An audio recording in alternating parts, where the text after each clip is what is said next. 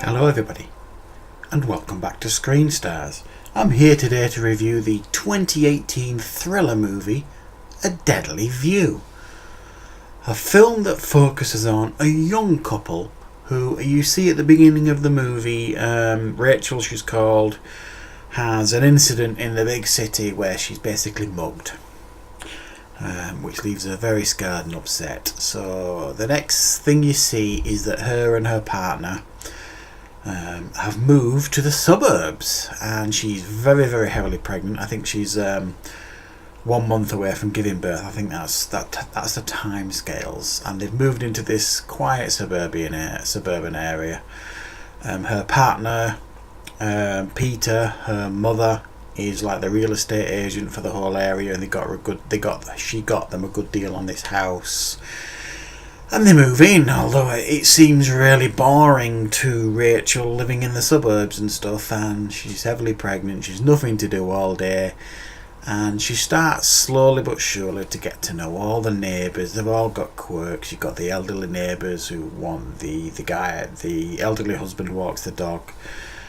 You've got the health freak woman who's got the nanny that looks after the baby, who's jogging everywhere, and then you've got the seemingly best friend next door neighbour that's really keen to be friends with Rachel. And it all seems to be going pretty well. They get on pretty well. They go out for pastries and all that kind of stuff, and she helps to set up the nursery for the baby. But then she thinks she sees something one night, Rachel. Looking out of her window across the street, she notices something, and she thinks that the nanny has been murdered for the health freak, who runs around. The nanny for her baby has been murdered.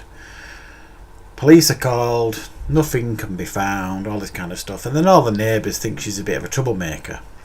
Nobody wants to know her anymore, apart from Sandy, the friendly neighbour who wants to be pals with her, who takes her for pastries and stuff. But she keeps seeing things on the neighbourhood looking out the window, and everybody thinks she's paranoid. Rachel, it's the hormones from the baby, she's bored, all these kind of things. So basically the mother-in-law, who's a real monstrous mother-in-law, moves in, much to the dismay of Rachel.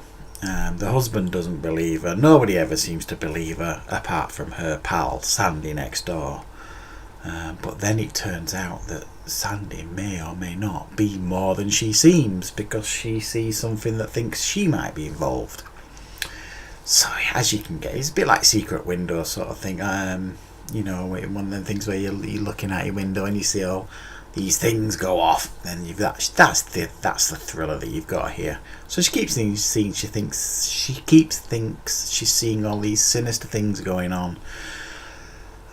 But you don't know.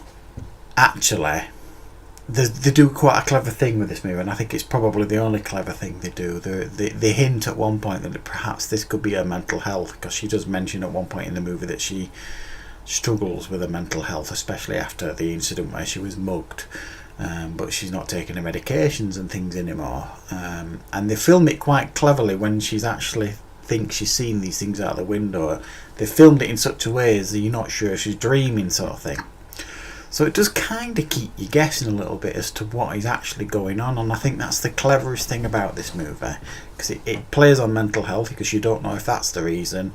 So they play around with it a bit, so you don't know what's reality, along with the rest of the characters in the movie, which isolates this pregnant Rachel even more, even from the audience. So that's the smartest thing that this movie does. Other than that, it's pretty by the numbers, this movie.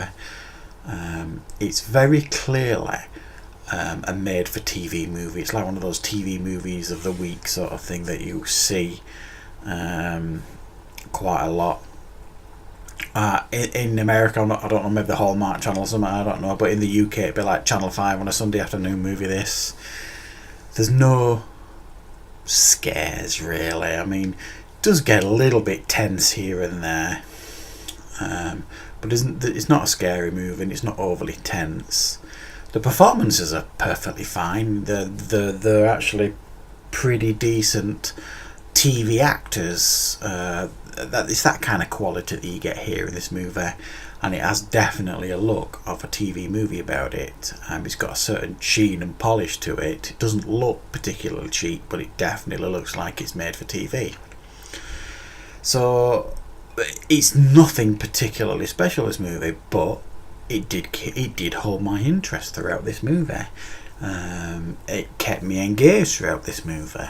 I was intrigued as to what was going on because they presented it in the right way, and it did a decent job of holding my attention. Is this a movie that I can actively recommend?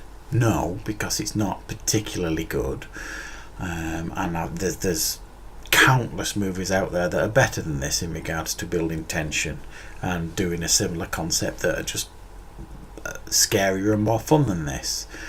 But I thought this was a decent attempt. I'll give this movie a 5 out of 10. It's not offensively bad, but there's nothing to hold it above bang average either, guys, unfortunately.